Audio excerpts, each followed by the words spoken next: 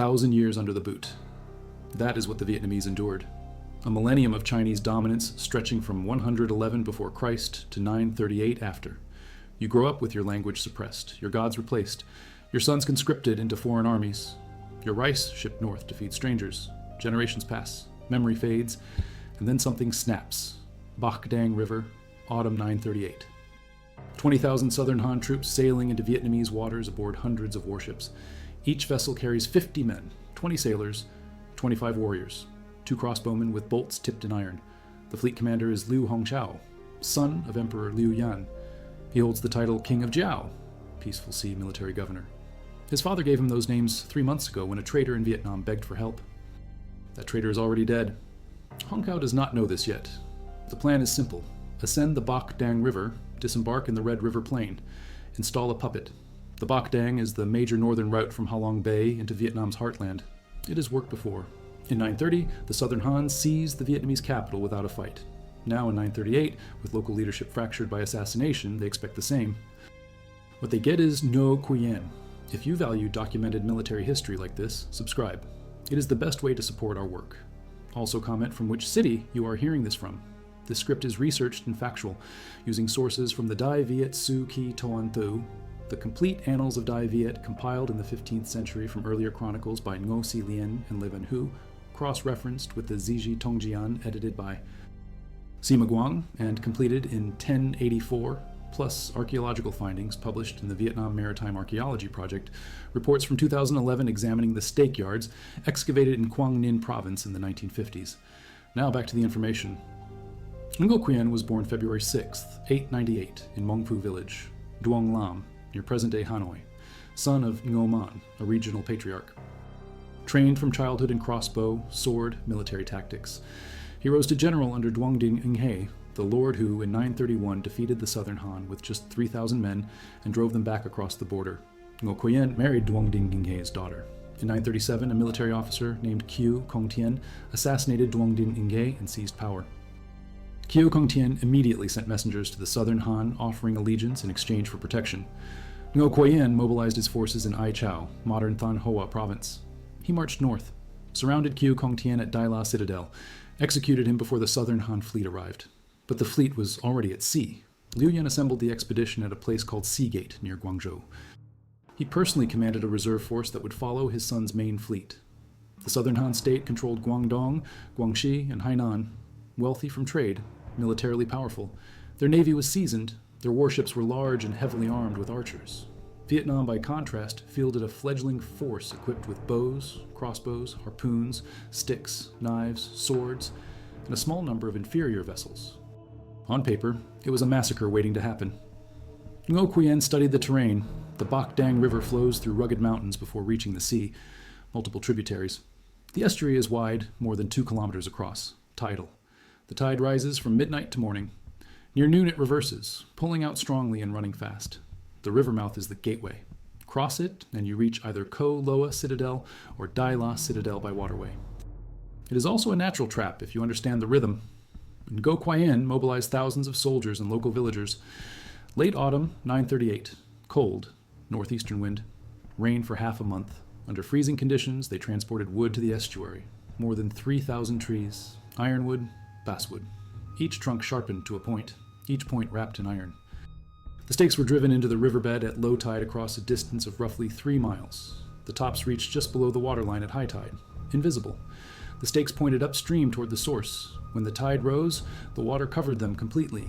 When it fell, they emerged like teeth. The positioning required precision. Plant them too deep and they stay hidden even at low tide. Too shallow and they break the surface at high tide, revealing the trap. Ngô Quyền calculated tidal patterns. He knew the Southern Han would arrive at high tide when the river was navigable. He knew they would pursue aggressively once engaged. The trap had to lure them past the stakes during high water, then hold them in place as the tide dropped. The battlefield was ready by the time Liu Hongqiao arrived. Ngô Quyền deployed his forces in 3 positions. His eldest son, Ngo Xuong Gap, and a commander named Do Can Thach, held the right bank with ground troops. General Duong Tam Ka, son of the assassinated Duong Dinh Nghe, commanded forces on the left bank. Ngô Quyền himself commanded the naval reserve further upriver, hidden behind bends and tributaries, waiting for the tide to turn. Late winter day, 938. The Southern Han fleet crossed the sea and entered the gate at Bach Dang. Hundreds of warships, sails taut, oars beating. The formation was tight, confidence was high. Liu Hongkao expected token resistance at most. His intelligence said the Vietnamese were divided. His father's army waited at the frontier as backup. What could go wrong? At high tide, when the water was deep and the stakes were covered, Ngô Quyền sent out small, shallow draft. Boats. Fast. Maneuverable. They attacked the Southern Han vanguard. Quick strikes, arrows, retreat. The Han warships gave chase. This is what they were built for. Heavy hulls, reinforced bows, crews trained for river combat. The Vietnamese boats fled upriver. The Han fleet followed, deeper into the estuary, past the first bend, past the second. The Vietnamese kept retreating. The Han kept pursuing. The tide was still high. Everything looked clear. Then the tide began to fall. It happens fast in tidal rivers. The water level dropped several feet per hour. The Southern Han ships were already past the stake field. The Vietnamese decoy boats had drawn them in perfectly. As the water receded, the first ships felt resistance, scraping, then impact. Iron-tipped stakes punched through wooden hulls. Ships lurched. Crews stumbled. More vessels piled in from behind, unable to stop their momentum.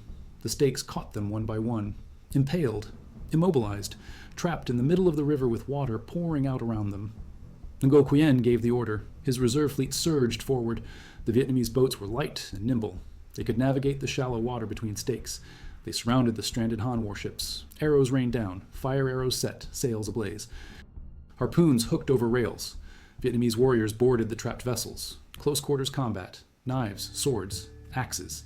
The Southern Han troops could not maneuver, could not retreat, could not reinforce each other. Their heavy warships that had seemed so powerful were now floating coffins. The forces on the riverbanks joined the assault. Duong Tam Ka on the left, Ngo Suong Ngap and Do Can Thach on the right. They caught Southern Han soldiers who tried to swim ashore. No mercy. This was payback for 1,000 years. More than half the Southern Han army died in the Bach Dang River. Over 10,000 men drowned or were killed in combat. Liu Hongkao, the crown prince, the king of Jiao, went down with his ship. His body was recovered. Some sources say he drowned. Others say he was captured and executed. Either way, he never saw his father again. When the survivors straggled back to Seagate with news of the disaster, Emperor Liu Yan wept openly. He gathered what remained of his forces and retreated to Canton. The Southern Han never attempted another invasion of Vietnam. The Battle of Bach Dang in 938 lasted hours. Preparation took weeks. The result ended centuries. In spring 939, Ngô Quyền proclaimed himself king of the Vietnamese. He chose Co Loa as his capital, the ancient seat of pre-Chinese Vietnamese kings, a symbolic break. He organized his court along Chinese administrative patterns because that is what he knew, but the fact remained. Vietnam was independent. The third era of northern domination was over. The tactic was brilliant in its simplicity. Ngô Quyền understood three things: terrain, timing, psychology. The terrain gave him a tidal river with a predictable rhythm. The timing gave him the ability to control when the trap sprang. The psychology gave him an overconfident enemy who would chase a retreating force without considering why they were retreating. He needed all three. If the Southern Han had arrived at low tide, they would have seen the stakes. If they had been cautious, they would not have pursued deep into the river. If the tide had not turned at the right moment, the trap would have failed, but everything aligned. Livin Hu, the 13th century historian who compiled the early chronicles, wrote that Ngô Quyền had great tactics and good combat. The phrase in Vietnamese is Mu Gioi Ma Dan Kung Gioi. The complete annals of Dai Viet describe him as King of Kings, the mid-ancestor of the Vietnamese people. These are not exaggerations. Before 938, Vietnam was a Chinese province, or a quasi-independent buffer state that paid tribute and took orders. After 938, it was a kingdom. China would invade again. The Song dynasty tried in 981. The Mongols tried 3 times in the 13th century. The Ming conquered Vietnam in the 15th century. But each time, the Vietnamese fought back and won their independence again. The precedent was set at Bach Dang. The stakes used in the battle were not a one-time innovation. In 981, 43 years after Ngô Quyền victory, Vietnamese forces under Le Hoan used iron-tipped stakes in the Bach Dang River to defeat a Song dynasty fleet. In 1288, 350 years later, General Tran Hung Dao studied Ngô Quyền tactics. He read the histories. He examined the tidal patterns. He planted iron-headed poles under the water in the Chan, Ken, and Rut rivers, all northern tributaries of the Bach Dang. When the Mongol UN fleet of over 400 ships commanded by Admiral Omar tried to retreat to the sea, they sailed into the same trap. High tide, decoy attack, pursuit, falling tide, stakes, slaughter. The UN lost their supply fleet. Kublai Khan's third invasion of Vietnam collapsed. The tactic worked because it weaponized nature. A river is just water flowing to the sea. A tide is just the moon pulling the ocean. But if you place obstacles in the right spots and time your movements to the rhythm, you turn geography into an ally. The Southern Han had more ships, more men, better equipment, and state resources behind them. None of it mattered. The river killed them. Archaeological evidence supports the chronicles. In the 1950s, wooden stakes were discovered along the Song River near Yenjiang in Quang Ninh Province. Vietnamese archaeologists conducted excavations. The stakes are ironwood and basswood, sharpened points. Some still have iron tips attached. Carbon dating and dendrochronology place them in the 10th and 13th centuries. The stakes are displayed in museums across Vietnam. The Vietnamese National History Museum in Hanoi has several on exhibit. They are not impressive to look at, just old wood. But they are fragments of the weapons that broke Chinese domination. The Bach Dang River estuary is now a special National Historical Relic Site, recognized by the Vietnamese government in 2012. Ceremonies are held there every year on the 7th to 9th day of the 3rd lunar month to honor Ngô Quyền and Tran. Hong Dao. Tourists visit. Schoolchildren learn the story. Streets across Vietnam bear Ngô Quyền name. Statues, temples. He is remembered not just as a military commander, but as the founder of an independent Vietnamese state. But independence did not mean stability. Ngô Quyền ruled for only 5 years. He died in 944 at age 46, causes unknown. His death triggered a succession crisis. His brother-in-law tried to seize the throne instead of Ngô Quyền eldest son, who fled into a cave. The second son eventually overthrew the uncle. The two brothers attempted to rule together. It failed. When the younger brother was killed in action against rebellious villagers in 963, the Ngô dynasty collapsed. 2 years of civil war followed, a period Vietnamese historians call the era of 12 warlords. Regional strongmen carved up the country. In 965, a commander named Dinh Bo Linh seized power by force. He founded the Dinh dynasty. He named the state Dai Co Viet, Great Viet. He solidified the independence Ngô Quyền had won. The Southern Han dynasty lasted until 971, 33 years after the Bach Dang disaster. In 960, the Song dynasty was founded in northern China. The Song began reunifying the fragmented Chinese states. In 971, Song forces invaded Southern Han. Liu Chang, the last Southern Han emperor, surrendered. The state was annexed, its territory absorbed into the Song Empire. The dynasty that had ruled Guangdong and Guangxi for over half a century was erased, but the defeat at Bach Dang had already broken its expansion southward. After 938, Southern Han never again threatened Vietnam. Emperor Liu Yan died in 942, 4 years after watching his son drown in a Vietnamese river. He had ruled since 917, 25 years.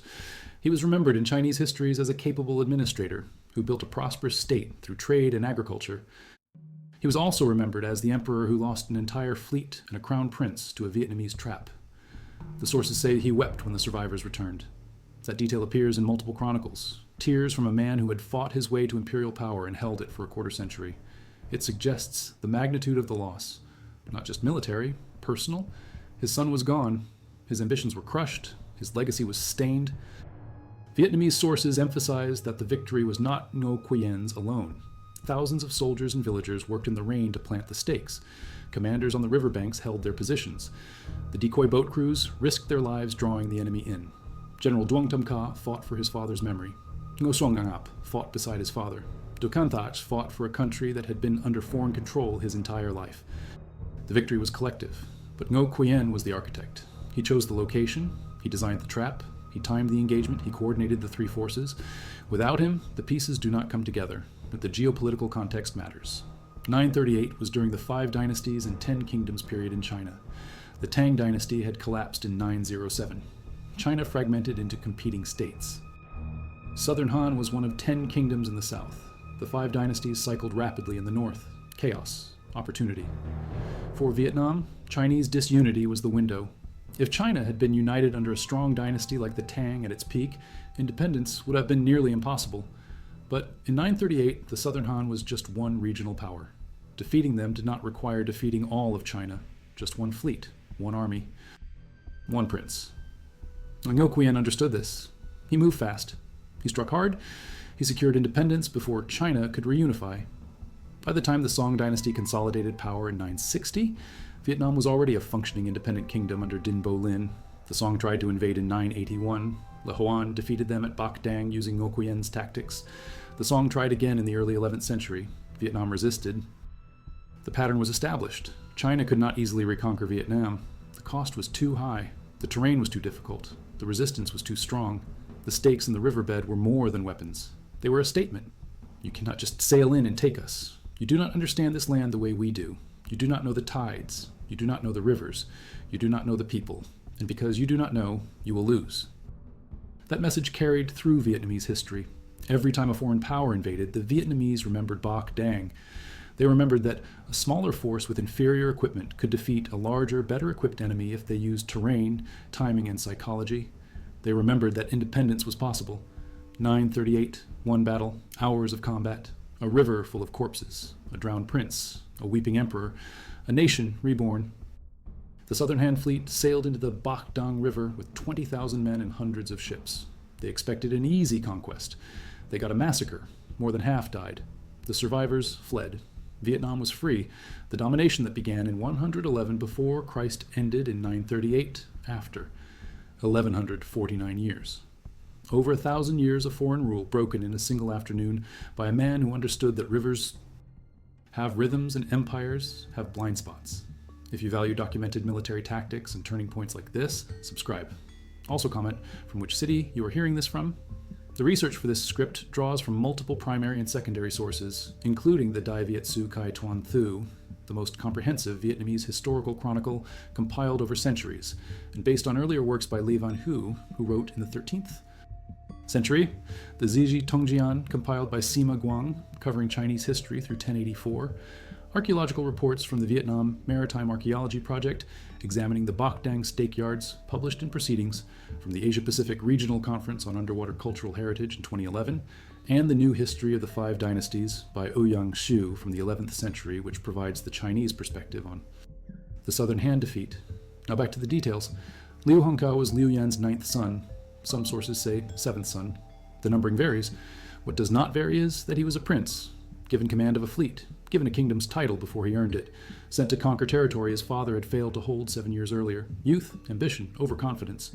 He sailed into a killing field. The Southern Han warships each carried 50 men, 20 sailors to manage sails, oars, navigation, 25 warriors equipped with swords, spears, shields, 2 crossbowmen positioned on elevated platforms for ranged fire. This composition appears in the Vietnamese annals. It tells us the ships were designed for both transport and combat, large enough to carry a platoon, armed enough to fight river engagements. The fleet likely numbered in the hundreds of ships based on the troop total of over 20,000. Simple math. 20,000 men divided by 50 men per ship equals 400 ships minimum. Some vessels would have been dedicated transports, some command ships, some supply ships. The fleet was massive and it sank. The Vietnamese decoy boats were the opposite. Small, shallow draft, fast, minimal crew. Designed to operate in water too shallow for the Han warships. This asymmetry was the key. The Han ships needed deep water to function. The Vietnamese boats did not. When the tide dropped, the Han fleet was paralyzed. The Vietnamese boats were still mobile. In naval warfare, mobility is survival. The time of year mattered. Late autumn 938, cold, rain. The northeastern monsoon was blowing. This made the work of planting the stakes brutal. Cold water, cold air, driving rain for half a month.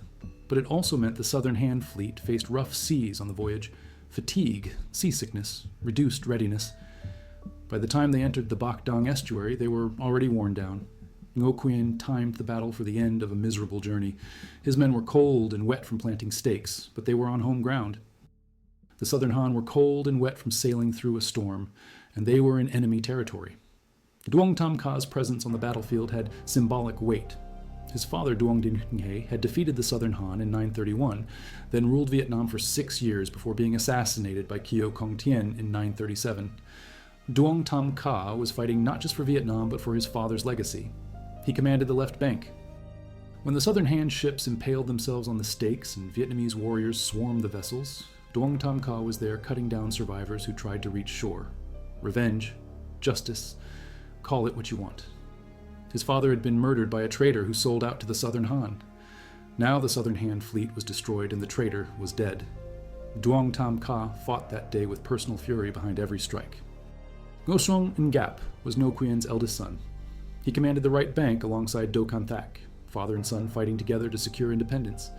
Ngo Xuong Ngap was young, probably in his 20s. This was likely his first major battle. He would later be involved in the succession crisis after his father's death. He would flee into a cave when his uncle tried to seize the throne. He would eventually be sidelined by his younger brother. But on that day in 938, he fought beside his father and helped destroy the Southern Han fleet. Whatever happened later, he earned that. The stakes themselves were engineering marvels for their time. 3,000 stakes, each one a tree trunk, sharpened by hand, tipped with iron, driven into a riverbed, positioned precisely so the tops sat just below high tide waterline. This required surveying the river, measuring tidal fluctuation, calculating the height and spacing of stakes to maximize damage. It required blacksmiths to forge thousands of iron tips. It required carpenters to shape and sharpen the wood. It required laborers to transport the stakes and drivers to pound them into the mud. All of this in cold rain over weeks. It was a massive public works project disguised as a military trap. The 3-mile length of the stake field meant the trap was not a single choke point but a gauntlet. The first ships would hit stakes. The ships behind them would hit more stakes, trying to maneuver around the first wave of impacts. The entire fleet would be spread out along 3 miles of riverbed, each segment impaled and isolated. This prevented any coordinated defense. Each ship fought alone. Each crew died alone. The falling tide was the executioner. Tidal rivers in northern Vietnam can drop 6 to 9 feet in a few hours during strong tides. The water level at high tide covered the stakes completely. The water level at low tide exposed them fully. The Southern Han fleet sailed in at high tide. They were past the stakes when the tide turned. As the water dropped, the stakes rose. The ship settled onto them, hulls cracked, water poured in. Vessels listed. Some capsized. Others just sat impaled, slowly filling. The crews had nowhere to go. Jump into the river and Vietnamese boats were waiting. Stay on board and the ship was a sinking prison. Try to swim to shore and Duong Tam Ca's forces were there with swords. The complete annals of Dai Viet describe the battle as a dazzling feat. The phrase in Vietnamese carries connotations of brilliance and spectacle. Dazzling. The chroniclers wanted readers to understand this was not just a victory, but a virtuoso performance of tactics. Ngô Quyền did not win by grinding attrition or lucky circumstance. He won by designing a trap so elegant that the enemy walked into it blind and died by the thousands before realizing what had happened. Chinese sources are more circumspect. The Ziji Tongjian mentions Liu Yan dispatching a fleet under Liu Hongkao to exploit instability in Annam following Qiu Kongtian's assassination of Duong Din Ninghe. It notes the force's destruction and Liu Hongkao's death. Then it moves on. No tactical details. No analysis. Just the fact of defeat. This is consistent with Chinese dynastic historiography.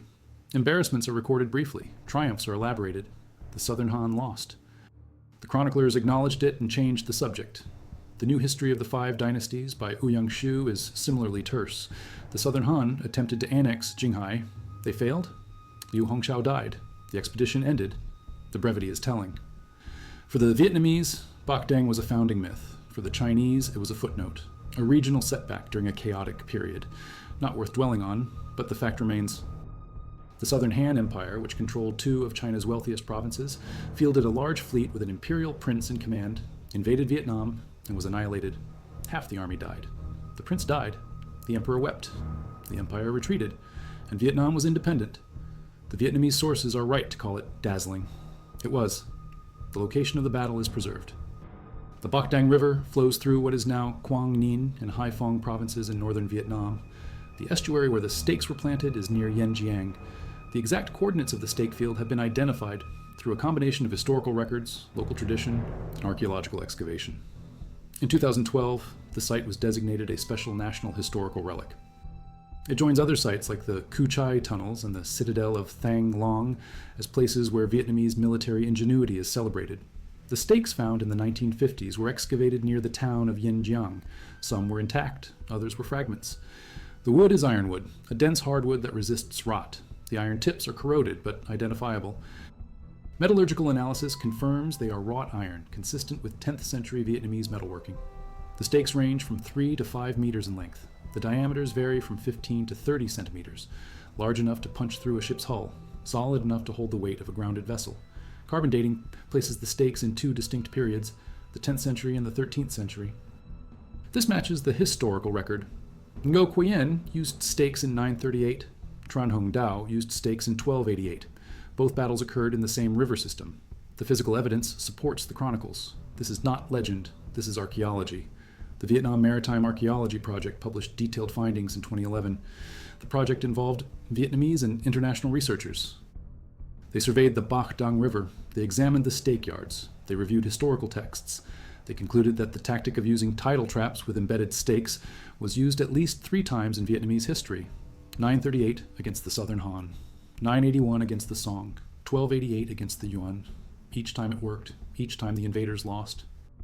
The report notes that the tactic required intimate knowledge of local tidal patterns.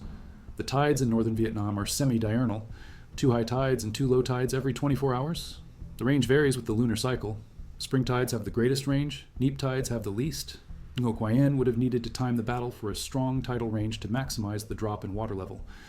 He would have needed to engage the enemy at or near high tide. He would have needed to hold them in the stake field for several hours while the tide fell. This required precise timing and flawless execution. He delivered both. The psychological dimension is often overlooked. The Southern Han fleet sailed into the Bach Dang expecting a fight. They saw Vietnamese boats. They chased them. This is normal naval combat behavior. Pursue a retreating enemy. Close the distance. Engage. But the Vietnamese were not retreating out of weakness. They were retreating according to plan. The Southern Han did not realize this until it was too late.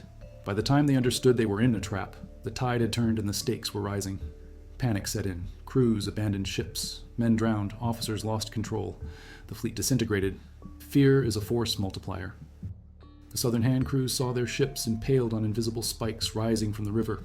Supernatural, terrifying. They did not understand the mechanics. They just saw death coming from below. Some crews might have fought bravely. Others might have surrendered. Many just died. The Vietnamese showed no mercy. This was liberation. This was payback. This was ending 1,000 years of subjugation. There was no room for mercy.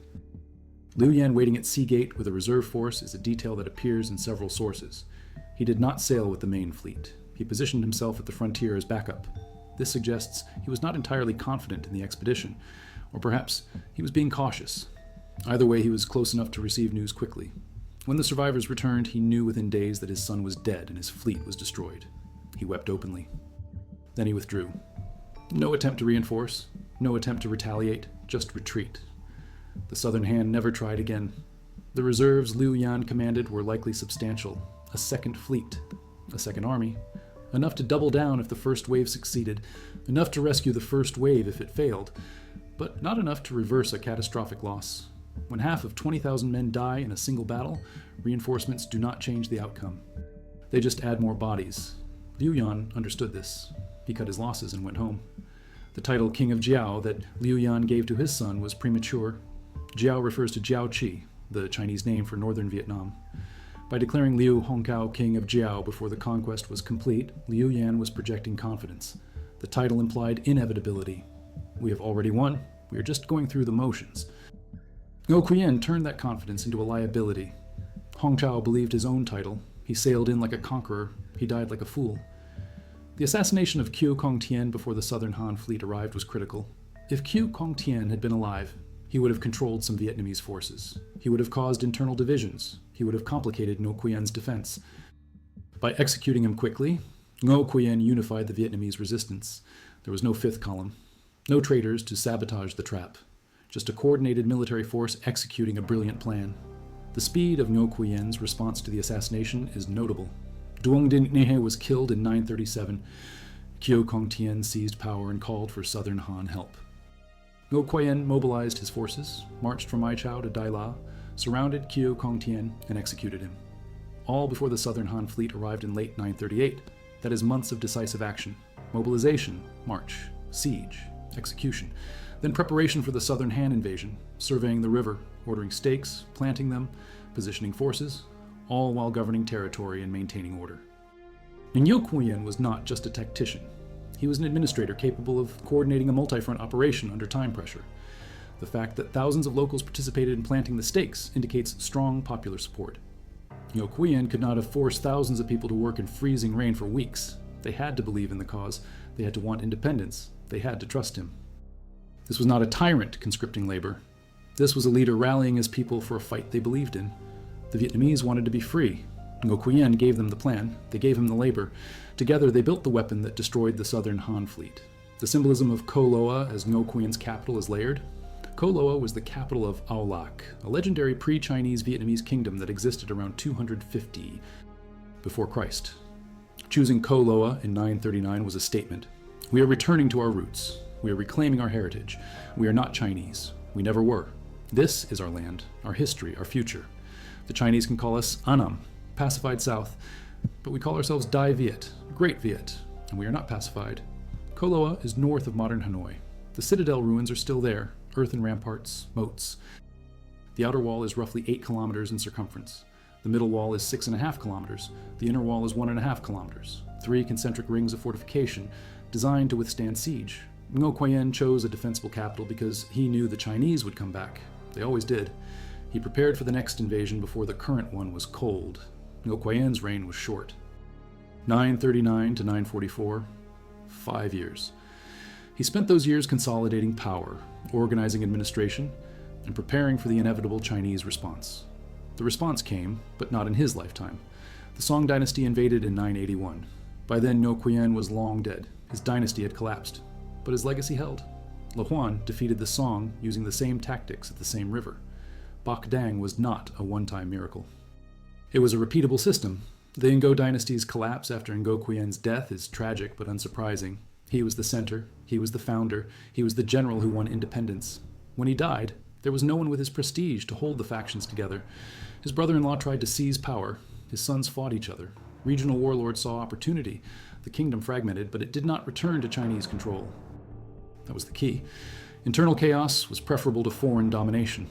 The Vietnamese would rather fight each other than submit to China. This attitude persisted for centuries. Dinh Bo Lin's rise in 965 ended the period of 12 warlords. He was ruthless. He executed rivals. He centralized power. He declared himself emperor of Daiko Viet. He demanded recognition from the Song dynasty. He got it. The Song realized that conquering Vietnam would be too costly. Better to accept tribute and maintain nominal suzerainty than fight a protracted war in difficult terrain. Dinh Bo Lin gave them an off-ramp. The Song took it. Vietnam remained independent in practice while acknowledging Chinese superiority in theory, a diplomatic fiction that allowed both sides to save face. The Ming conquered Vietnam in 1407. They occupied it for 20 years. Le Loi led a rebellion from 1418 to 1428. He drove the Ming out. He restored independence. The Vietnamese capacity for resistance is rooted in Bach Dang. Well-timed traps can destroy larger forces. Terrain and tactics can offset material disadvantage. Independence is worth fighting for even when the odds are bad. The French colonized Vietnam in the 19th century. The Japanese occupied it in the 1940s. Each time the Vietnamese resisted, each time they won.